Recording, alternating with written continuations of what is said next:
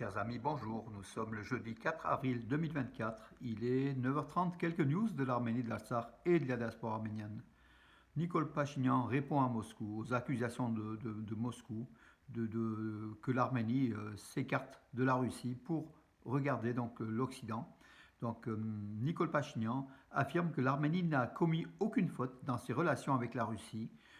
Tout simplement, il y a des faits établis, hein, comme la non, comment dirais-je, la non-aide de la Russie suite à la demande de l'Arménie quand elle a été attaquée par les soldats azéris qui occupent toujours aujourd'hui entre 150 et 200 km² du territoire souverain de l'Arménie, à l'est de l'Arménie. Un certain nombre de griefs d'Erevan. Erevan n'a pas fauté d'après Nicole Pachinian. Donc, un sondage, donc, par contre, est effectué par l'Institut Gallup Arménie, en fait, hein, auprès de 1101 citoyens, récemment, hein, ça s'est fait fin mars. Euh, il ressort de ce sondage que la cote de popularité de Nicole Pachinian est en baisse, en forte baisse, puisque 75% des citoyens d'Arménie estiment négatif le travail de Nicole Pachinian, d'après ce sondage. Après, il faut voir dans le détail des questions posées et justement, ce qui est comment dirais-je, ce qui est un peu extraordinaire, c'est qu'en fait, c'est 13,8% des citoyens, non, et 16,2 déclaraient avoir une évaluation tout à fait positive. De Nicole Pachinian. Donc c'est en baisse, en forte baisse, ce pourcentage est en forte baisse. Donc la part des mécontents est beaucoup plus importante à lire dans le détail de l'article que j'ai posté sur Armenews hier. Voilà. Et quant aux pays les plus aimés par les citoyens d'Arménie, la France est en tête en fait, hein. La France arrive en tête. D'après le même sondage, hein, de Gallup, elle a enregistré la France 78,1% des sondés qui affirment que la France est un pays ami de l'Arménie, 12% sont neutres et 8,8% estiment qu'elle est un pays hostile. Donc c'est quand même étonnant, mais en tout cas, 70%, la France est en tête des pays les plus aimés par les citoyens d'Arménie. Derrière la France, c'est l'Inde avec 68,5% et l'Iran avec 57,8%. Voilà, après arrive la Chine 34%, la Géorgie 32%, 32% l'Allemagne et la Russie 29,7%. Voilà, vous allez me dire le total ne fait pas 100%, non, mais c'est quand même, les questions sont multiples. Voilà, c'est pour ça qu'en fait, la France, il faut retenir, arrive en tête des citoyens sondés pour le pays le plus aimé des citoyens d'Arménie. Voilà donc le sondage. Si nécessaire, nous mettrons fin à la base militaire russe en Arménie, affirme le député Armen Khachaturian. Armen Khachaturian qui appartient au groupe Contrat Civil, hein, de Nicole Pachinian. Donc c'est aussi, il a un rôle. Il est comment dirais-je, il est le vice-président de la commission permanente des questions de défense et de sécurité à l'Assemblée nationale d'Arménie. Donc voilà l'escalade de l'Arménie. S'il faut, on enlèvera aussi la base russe de Gumli tout simplement, hein.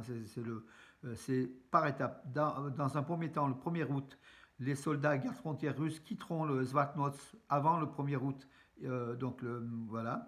Ensuite, on parlera des gardes frontières russes à la frontière entre l'Arménie et la Turquie. Puisque la Russie est amie et proche de la Turquie, ces gardes frontières ne servent pas à grand-chose. J'ai mis une caricature justement à ce niveau-là qui prouve que cette amitié-là, donc russo-turque, c'est au détriment de l'Arménie. En fait, finalement, la frontière arménienne, on se demande si elle est protégée par ces gardes frontières russes. Voilà, donc aussi l'état de fait aujourd'hui.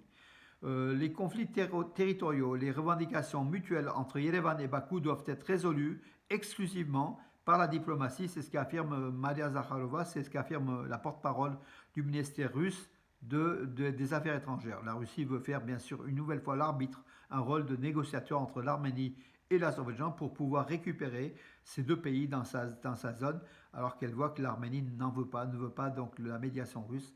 Mais en tout cas, Moscou insiste depuis un certain temps, insiste, voilà. D'ailleurs, cette même porte-parole du ministère russe des Affaires étrangères a déclaré, Maria Zakharova, les dégâts causés par le blocage des cartes MIR pour l'Arménie sont supérieurs à ceux des restrictions occidentales. C'est ce qu'elle a affirmé.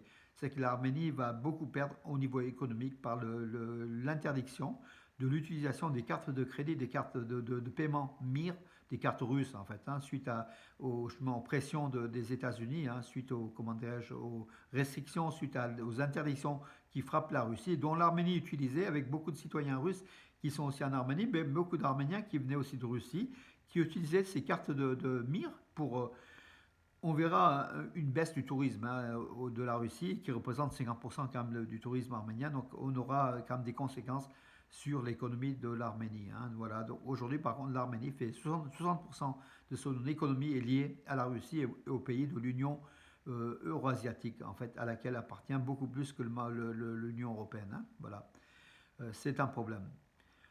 Donc hier, comment des colons juifs sont infiltrés dans le quartier arménien, dans le jardin des vaches, qui est revendiqué par un promoteur immobilier véreux israélien, et dont la justice israélienne a condamné a priori, mais ils reviennent en force.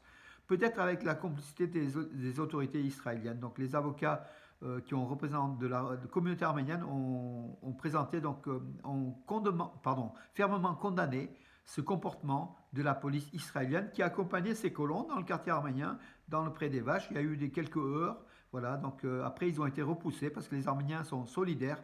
Ils sont peu nombreux mais très solidaires autour de leur quartier. Mais il faut que ça soit réglé de façon juste par la justice, et que ce prometteur immobilier, qu'on lui enlève tous ses droits sur justement ce qu'il revendique sur ce quartier, donc sur ce parking, un grand espace où il veut faire une construction immobilière à plusieurs dizaines de millions de dollars, hein. Voilà donc aussi le fin fond de l'affaire. Mais il faut que Israël condamne et réagisse de façon forte par la justice si Israël est un État de droit. Si Israël est un État de droit, ce qui a priori il est, même si on voit aujourd'hui des débordements à tous les niveaux. Euh, la réunion du 5 avril, donc de demain en fait, entre l'Arménie, l'Union européenne et les États-Unis, avec Anthony Blinken, Ursula von der Leyen et Nicole Pachinian, n'est pas dirigée contre l'Azerbaïdjan. C'était l'objet d'une conversation téléphonique hier entre Anthony Blinken, le chef de la diplomatie américaine en fait, hein, le secrétaire d'État américain, et le président dictateur d'Azerbaïdjan, Aliyev. L'Azerbaïdjan voit cette rencontre entre l'Arménie et l'Occident, en fait, l'Union européenne et les États-Unis, comme une menace contre l'Azerbaïdjan. C'est la même vision de la Russie, en fait. On voit aussi aujourd'hui que Bakou réfléchit comme Moscou. On a l'impression que c'est plutôt Moscou qui relance Bakou contre l'Occident, contre Bruxelles, contre Washington et contre Yerevan. Voilà mes amis pour aujourd'hui. Donc oui, les observateurs de la mission de l'Union européenne en Arménie ont aidé des travaux agricoles dans le village de Khatchik, près d'Areni, hein, au sud de la partie plutôt ouest, à la frontière du Nakhitchevan. Le village de Khatchik a été tourné, on se souvient toujours, celui qu'on attendait, le film de Serge Avedikian. Donc les agriculteurs ont pu faire leurs travaux, comment dirais-je, sécurisés par les observateurs de l'Union européenne. Aucun incident ne s'est passé.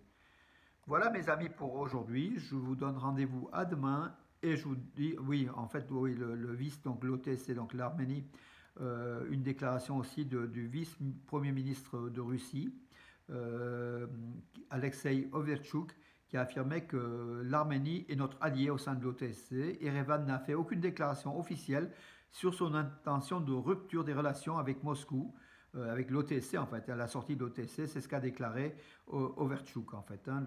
L'Arménie effectivement n'a officiellement pas demandé son retrait de l'OTSC. Elle s'est mise plutôt comment dirais-je, en attente de, justement, des réponses qu'elle attend de Moscou, de l'OTSC, pour justement un certain nombre de questions que l'Arménie pose, notamment pour sa sécurité. Et ce même vice-ministre, donc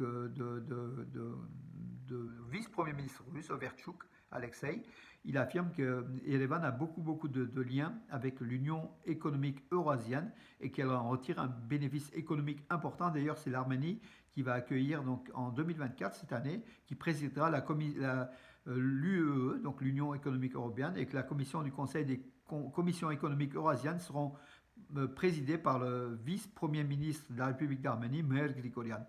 L'Arménie n'en veut pas de l'OTC, veut se rapprocher de l'Europe, mais l'Arménie garde quand même l'Union économique eurasienne qui est l'ossature même de son économie, qu'elle ne peut pas s'en passer, hein, du fait du flux, de 60% du flux économique de l'Arménie passe par l'Union économique eurasienne.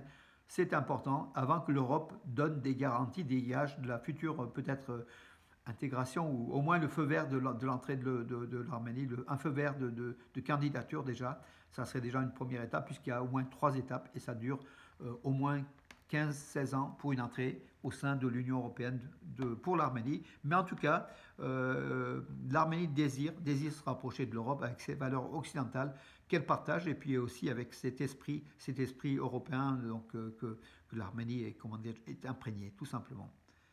Voilà mes amis pour aujourd'hui. Je vous donne rendez-vous à demain et bonne journée ensoleillée aujourd'hui, hein. Bonne journée. Et je pense à mon ami Rostov Iliozer qui doit être dans son jardin déjà de beau matin.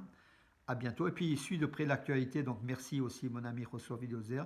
L'actualité en Arménie occidentale, notamment la ville de Van, où il y a eu des heurts très, très importants, puisqu'en fait, par une décision, on ne sait pas comment, en fait, hein, donc un maire qui est kurde, donc, parce que Van est en majorité peuplé de Kurdes, un maire qui a été dépossédé de son mandat suite aux élections municipales, alors par tricherie, par fraude, par des juges qui n'ont pas jugé nécessaire de mettre le Kurde à la tête de la mairie de Van. Des heurts importants durant 2 jours. Et finalement, Erdogan, le gouvernement turc, est revenu sur sa décision. Il sera bien maire, le Kurde sera bien maire, le maire de Van. Van, qui est la première capitale de l'Arménie connue, la capitale du royaume arménien de l'Urartu. Van qui est arménien, le lac de Van qui est arménien, bien sûr, aujourd'hui peuplé par une majorité de Kurdes et qui se trouve aujourd'hui en Turquie orientale, depuis Atatürk, les Turcs appellent Anatolie. Alors l'Anatolie, c'est Arménie occidentale, c'est le plateau arménien. C'est le plateau arménien, le terme réellement, qui a disparu des cartes, le terme du plateau arménien, pour faire oublier l'origine arménienne de ces terres de Turquie de l'Est, qui est l'Arménie occidentale, qui est l'Arménie occidentale tout simplement, la majeure partie du territoire arménien de l'Arménie, où se trouve le mont Ararat, majestueux mont Ararat, le lac Tevad, et puis beaucoup de 300 000 km² de territoire, hein, l'équivalent de 10 fois l'Arménie actuelle. Voilà mes amis pour aujourd'hui, je vous donne rendez-vous à demain, bonne journée.